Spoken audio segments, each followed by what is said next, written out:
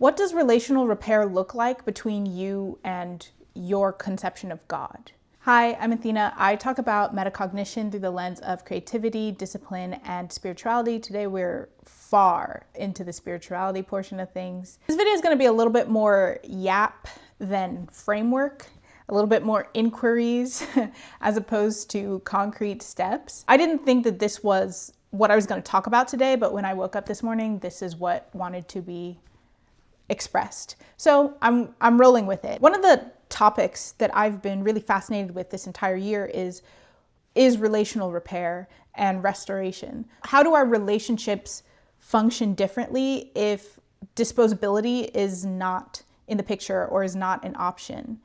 How do our relationships function differently if there is no concept of punishment or ill intent towards each other? I realize that I don't think that I know what a relationship looks like without retaliation. Probably the closest that I can get is the relationship I have with my sister, where I feel like the times when we do cause harm to each other, there's not ill intent behind it. It is solely like a collateral of some other decision making and resulted in like a negative externality between us. So I feel like that's probably the closest relationship I have to like there's no idea of retaliation or punishment. But as somebody who's so deeply wrapped around and intertwined with my conception of divinity and my spiritual team, as I'll probably refer to them for the rest of this video, there are times when I feel like, I don't think it's okay if I had to learn this lesson, so to speak, but I think this was a really hateful way to show it to me. Or other times when just some kind of conflict or issue comes up that feels purposefully or precisely painful. So it is deliberately, or it can feel like it's deliberately digging into an already established wound at a time when I didn't personally feel like I was available to be poked and prodded in that particular way. There's this practice that has been helping me interact with this question of what relational repair looks like between me and my spiritual team. So the practice is family constellation therapy. I personally was introduced to this concept. Actually, I've heard of this work before, but the person who made it really stick and work for me is Minachi. Apologies if I'm mispronouncing that, but I will leave her information, like her website, in the description below. And also here's maybe like a photo of her and her work. Is it in there? Okay, great. But yes, the way that she introduced this concept to me of family constellation work is just taking several little objects and then moving them around spatially to feel or to express the relationship between them.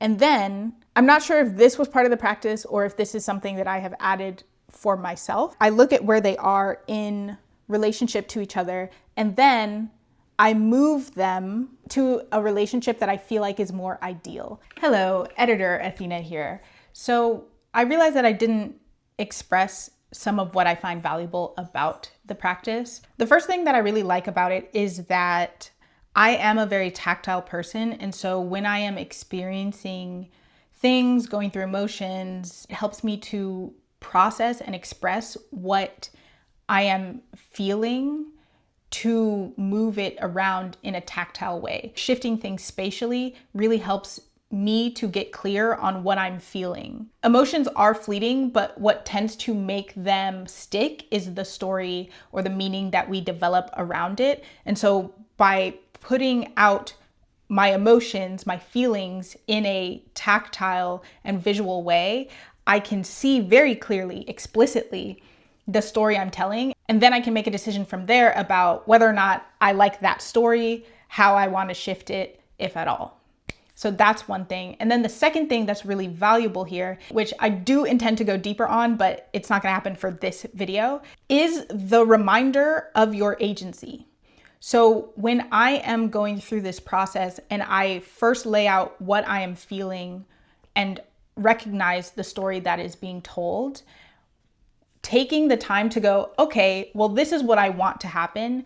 It is a very autonomous practice. It is something that helps me to get back into autonomy. And for people who are spiritually inclined, for people who do feel like they are working with either ancestors or some other kind of divine space, I think it can be really easy for us to fall into this like, oh, well, is this meant to be? Or am I supposed to learn something from this? Or perhaps I had to go through this experience and whatever.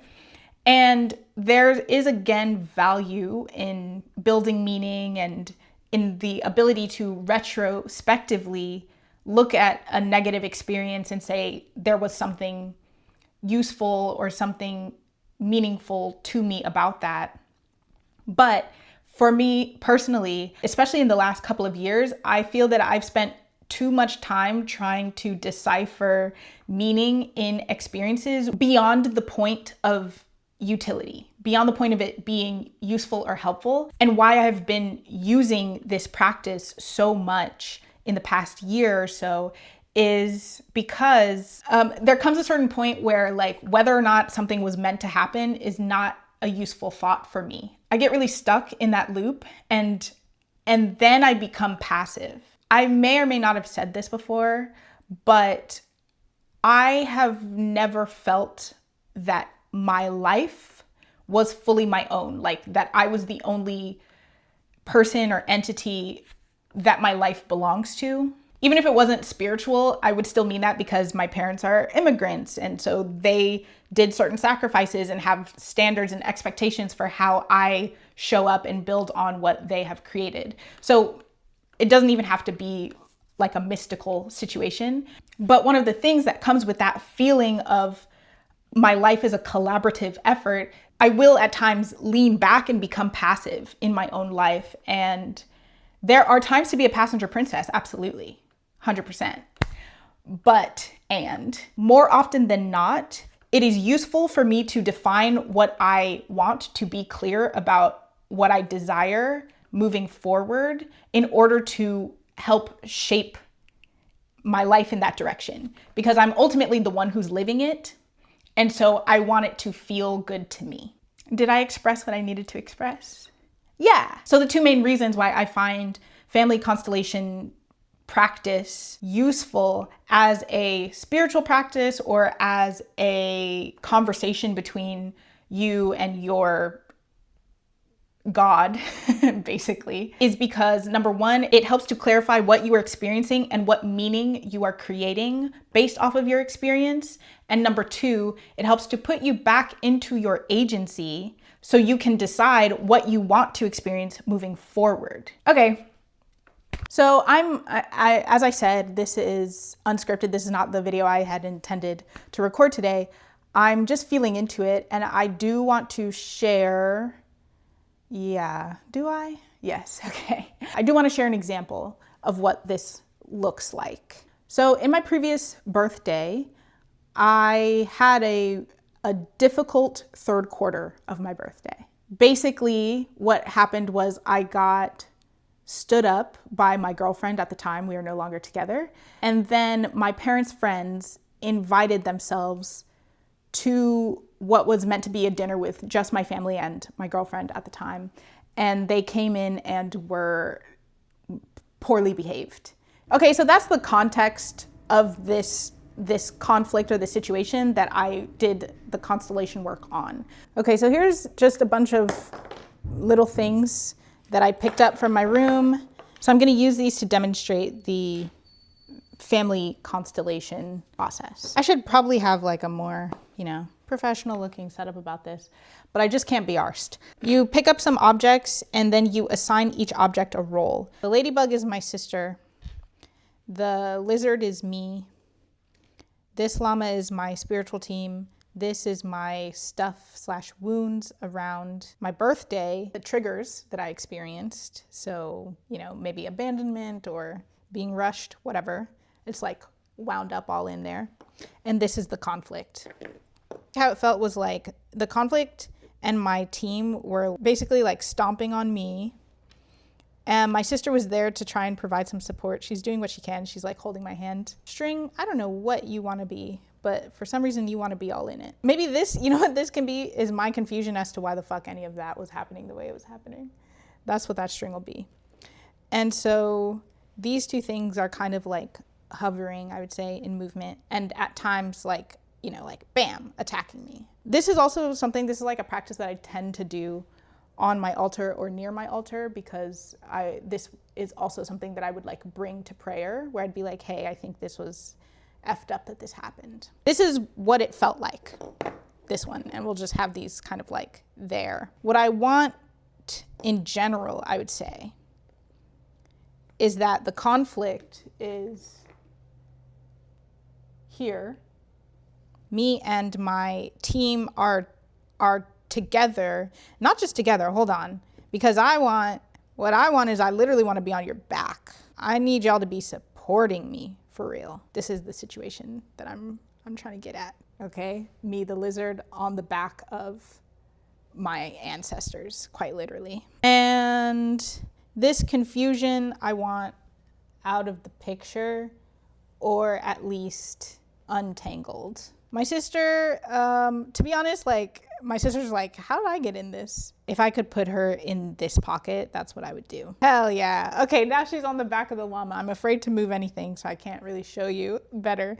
But she's also on the back of our ancestors because we have the same ancestor. And then this like confusion and the stuff around my birthday, they can like still be here, but I would actually like them maybe like a little farther away. Like I didn't need them to be that close and that clustered. They can just exist and like be there, and I'm aware of them, but I don't have to be like attending to them actively. So this is a more supportive constellation for me, where myself and my supportive team are paired together against, in opposition to the conflict, as opposed to beforehand when it felt like not only was like the team and the conflict like colluding, but they were also literally stomping on me. So as I mentioned before, I don't have the answers. I don't have a framework necessarily for this particular video. I just wanted to share this practice, give this practice a try. Thank you to Minachi for introducing it to me, Family Constellation Work. I'm interested to know, what do you think about relational repair? First of all, do you feel like you have a relationship with your ancestors or your conception of divinity? And secondly, when something happens that breaks your trust, how do you restore the relationship? How do you repair that trust or decide to trust again? I think that's all I have. I think this is gonna be a weird video, but it wants to be expressed, so here we are. Last week, we talked about a 3-part framework that can help you get out of a creative rut, or more specifically, to make sure that you don't get stuck in that rut, in that feeling of stagnation. So feel free to check that out. It's certainly a more structured video than what just happened here. Thanks for watching.